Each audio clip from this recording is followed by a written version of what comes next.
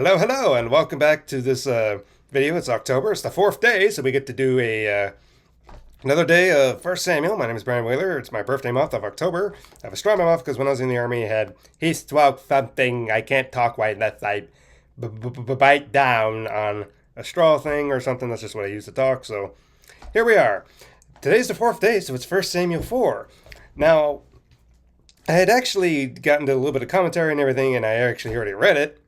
But then I pressed the wrong thing when I was trying to save the video, and I accidentally deleted it. So let's not do that again, shall we?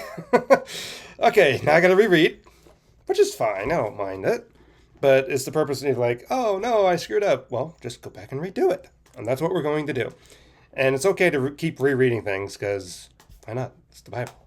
Keep reading all the time. My version is the King James. You can read along, or whatever you want to do. So, here we go. 1 Samuel 4. Once again. And the word of Samuel came to all of Israel. And Israel went out against the Philistines to battle and pitched beside Ebenezer, and the Philistines pitched beside Aphek.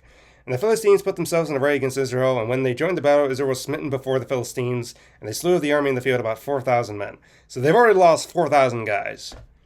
And when the people were come into the camp, the elders of Israel said, Wherefore has the Lord smitten us today before the Philistines? Let us fetch the ark of the covenant of the Lord out of Shiloh unto us, that when it comes among us, it may save us out of the hand of our enemies. So their plan is to go get the ark and say, like, hey, the ark will save us. You remember, like, the Indiana Jones thing, Raiders of the Lost Ark, they thought it was like a physical weapon, stuff like that. That's kind of like what they're trying to do here, in a way. They lost sight of what the ark was supposed to be representative and everything. So, yeah, very bad time.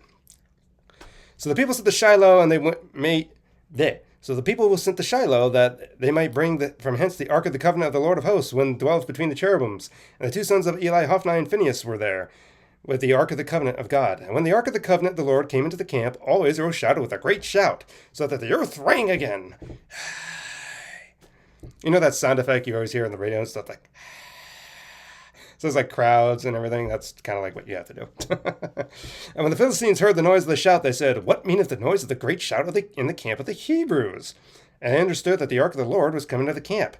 And the Philistines were afraid, for they said, God is come into the camp. And they said, Woe unto us, for there has not been anything such a here therefore. Woe unto us, for who shall deliver us out of the hand of these mighty gods? These are the gods that smote the Egyptians with all the plagues in the wilderness. Be strong and quit yourselves like men, O you Philistines. They may not be servants unto the Hebrews as they have been unto you. Quit yourselves like men and fight. So the Philistines are psyching themselves up because they're like, oh no. And they're like, no, we gotta fight. So that's what happens. What is the result of this? And the Philistines fought, and Israel was smitten, and they fled every man to his tent. And there was a very great slaughter, for there fell about of Israel 30,000 footmen. So it went from 4,000 now, an extra 30,000, that's 34,000 men. Very bad day. And the ark of God was taken, and the two sons of Eli, Hophni, and Phinehas were slain. And there ran a man of Benjamin out of the army, and came to Shiloh the same day with his clothes rent, and with earth upon his head. And when he came to Eli, lo, Eli sat upon a seat by the wayside watching, for his heart trembled for the ark of God. And when the man came into the city, he told it, and all the city cried out. Now again, Eli also had trouble seeing, as it said in the previous chapter. And when Eli heard the noise of the crying, he said, What meaneth the noise of the tumult? And the men came in hastily and told Eli. Now Eli was 98 years old, and his eyes were dim, and he could not see. And the men said unto Eli, I am he that came out of the army and fled today out of the army. And he said, What is there done, my son? The messenger answered and said, Israel has fled before the Philistines, and there has also been a great slaughter among the people. And your two sons also, Hophni and Phinehas, are dead, and the ark of God is taken. And it came to pass, when he made mention of the ark of God, that he fell from the seat backward of the side of the gate, and his neck brake, and he died. For he was an old man and heavy, and he judged Israel 40 years. And then his daughter-in-law, Phinehas' wife, was with child, near to be delivered, and when she heard of the tidings that the ark of God is taken, that her father-in-law and husband were dead, she bowed herself and travailed, for her pains came upon her. And about that time of her death, the woman that stood by her said unto her, Fear not, for thou was born a son. But he answered not, neither did she regard it. And she named the child Ichabod, saying, The glory is departed from Israel, because the ark of God was taken, and because her father-in-law and husband. And she said, The glory is departed from Israel, and the ark of God is taken. So, that's chapter 4.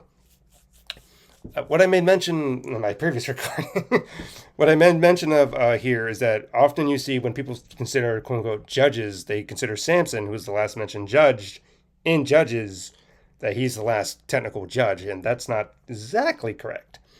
He's the last one in Judges, but Judges is really about a period of Israel, which is I don't want to say lawless, but they weren't doing exactly what the Lord was telling them to do because it said they repeatedly that they kept doing what was right in their own eyes. And every time the judge rose, corrected Israel, brought them back to the Lord, as soon as the judge was dead, then the people would go back to being even worse than the time before. And it's just like, oh, great. So it's just kind of like, eh. But Eli is mentioned to be a judge in this situation, and it mentions that he judged Israel 40 years. So Eli was a technical judge. Samuel is the last of the judges, but he's the transitional period between the judges and the kings and prophets. Because even though there was a couple prophets here and there that spoke to Israel and everything, and even some of the judges themselves are prophets, like Deborah being also a few mention of being a woman in judge, which is a unique thing scripturally.